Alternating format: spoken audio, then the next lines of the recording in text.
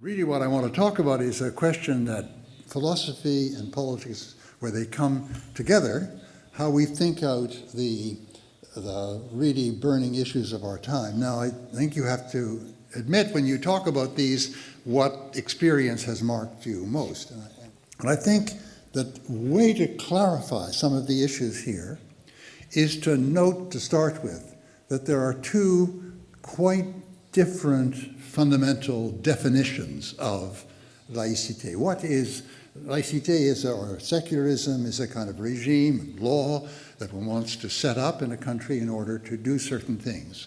Well, on one interpretation, the main point of secularism is to put religion in its place, to keep it from invading other spheres of life, from taking on more importance, from endangering other values and so on. So it's the religion-centered, religion control-centered, which is the basic idea.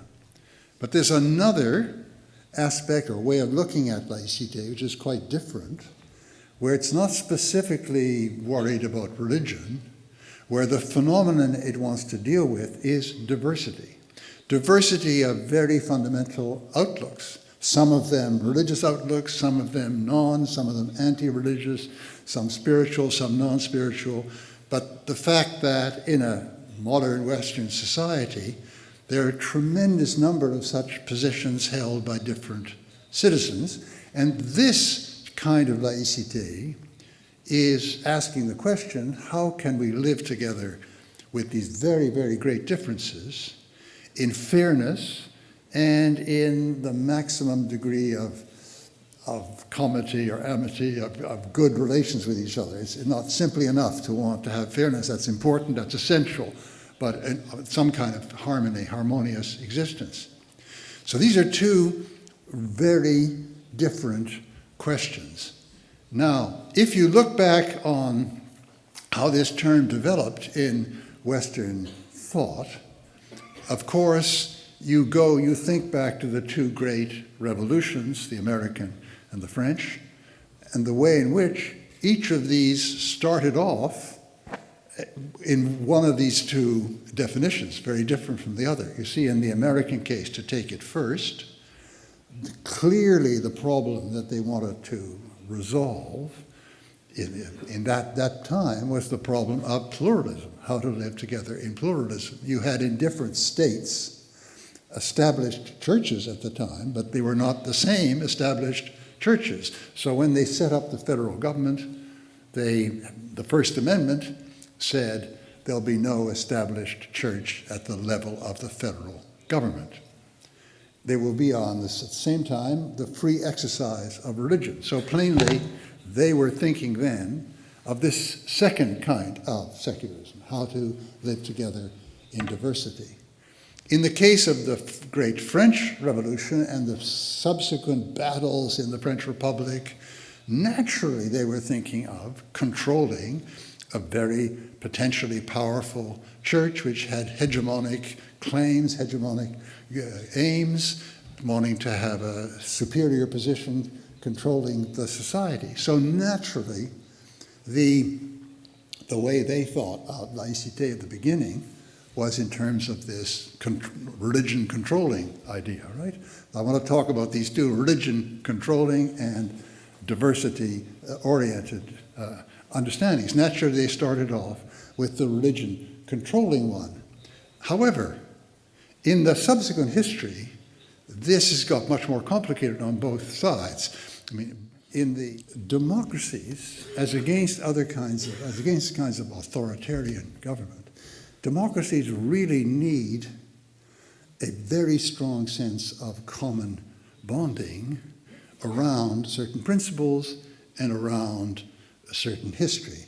Because to have a democracy, you have to have people who have this sense, the strong sense of belonging that, for instance, will motivate them for a kind of solidarity, a social solidarity, when some people are in need and others can give, the sense that, yes, we should give because we're all citizens together. It also needs a sense that I have certain obligations. I mean, not only paying taxes is rather difficult in some countries, maybe less honored than others, but also sometimes serving in the armed forces and certainly also voting, right?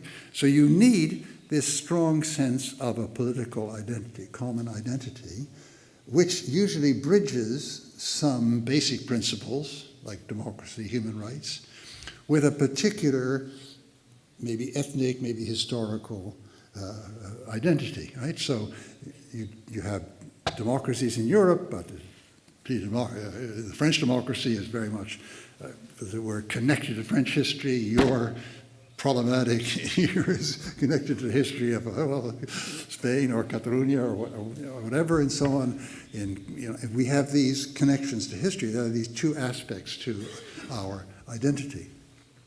And there is this is a necessity for a democracy, but there is a danger. There is a kind of Achilles heel that strong sense of identity, political identity, brings with it. It is very easy for that sense of identity to slide in a direction where certain citizens are marked out as not really living up to that identity and are seen as, in a sense, that is justified to exclude them from certain things, to treat them as second-class citizens. It's very clear, of course, when the identity is bound up with a certain ethnic group. Then people who don't belong to that ethnic group, we ask ourselves, are they really citizens? But it also can occur when people are seen, according to their what people, the ideas people have of them, not really to be living up to the basic principles of our society. Right? So in one or other way, this kind of strong identity can turn toxic. I mean, it should be something that binds all of us, but it can turn in a direction where it excludes some. Now, that's what we see happening, and it's what we see happening really more and more in the modern world, because our populations are getting more and more diverse more rapidly. I mean, this is partly because of migration, right? Really, the difference depends on the wisdom of the leadership and people who want to, and leaders of all kinds, not just political, but religious, but other kinds of leaders, telling people, hold on, we can achieve some kind of integration, we'll grow closer to each other. We mustn't do something which will really poison the relationship irreversibly. So, I mean, all that leads me to the idea, to the conclusion that really the kind of definition of laicité that we really need today, more than ever before, is the one focused on how to live together in diverse positions, diverse views of the world, in justice and in amity.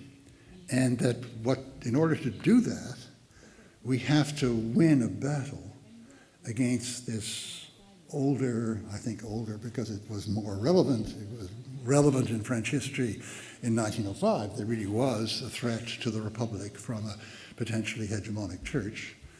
But we have to, in order to win them back, we have to fight against some very comprehensible emotions, but also some less comprehensible and less justifiable rationalization of those emotions. The emotions are a sense of discomfort, where are we going, where is this leading us? The rationalizations are that we're right to feel discomfort because these people are in some way a threat to our way of life. They're importing principles that we cannot live with. And that is not only our incorrect view, but it's also, the tragedy is that it could become true. It's what people call a self-fulfilling prophecy. That is, if there's sufficient ostracism and exclusion in relation to a certain minority, then you get reactions particularly among younger people and other. So the rift which didn't exist before, can become the reality, and the society will spiral down with a set of towards greater and greater division. So now, obviously, this is made harder and harder by the geopolitical context in which we are at the moment. That is, there is jihadism in the world. It is directed against the West. It is directed against what is seen as the overwhelming presence of the West. But this only makes the task of overcoming these false overlays, overcoming this false misprision of the whole situation all the more important, because that, as I said, it could become, in the context, the geopolitical context, this kind of mistake, this kind of calumny, stereotyping can produce the effect that it's supposed to be defending us against.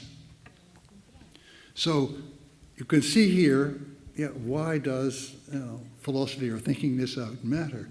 Well, it only, see how it matters if we first of all clarify these different policies, particularly clarification of the open kind of secularism around these two basic principles that I mentioned earlier, neutrality of the public institutions and the freedom of conscience, freedom to practice of the religion of the individual citizens in their collective groups, right?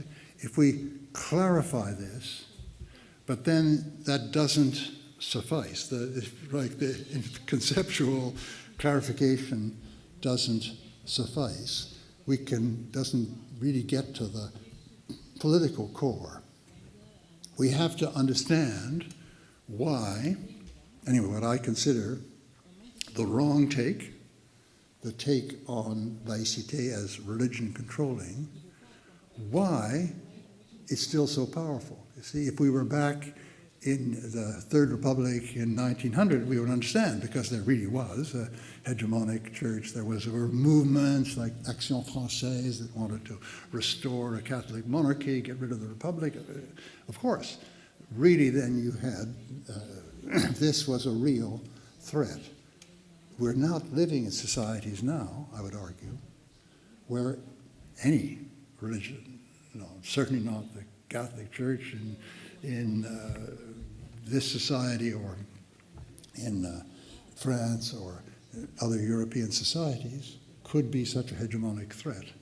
So it's in a certain sense, fighting the battles of yesterday. But it doesn't, you can't stop there simply, because in order effectively to combat this and to argue against this, I think you really have to come to understand what motivates people. And what motivates people is really this kind of cultural fear. You find that these two groups are camped in our position of, well, in really total incomprehension on the part of these people from the natives with their sense of identity, and the immigrant groups on the other hand. And you can see that, if you like, the future of Europe, the future of democracy, the future of all of us is played out in how this is resolved. So it is, you need the conceptual distinctions, you need the clear sense of how they differ, but if you want to get somewhere to make the world better, you also need this kind of anthropological insight into what drives people who otherwise shouldn't be doing this into these positions of rejection, which are so dangerous for the future of all of us. So thank you very much for your very kind attention.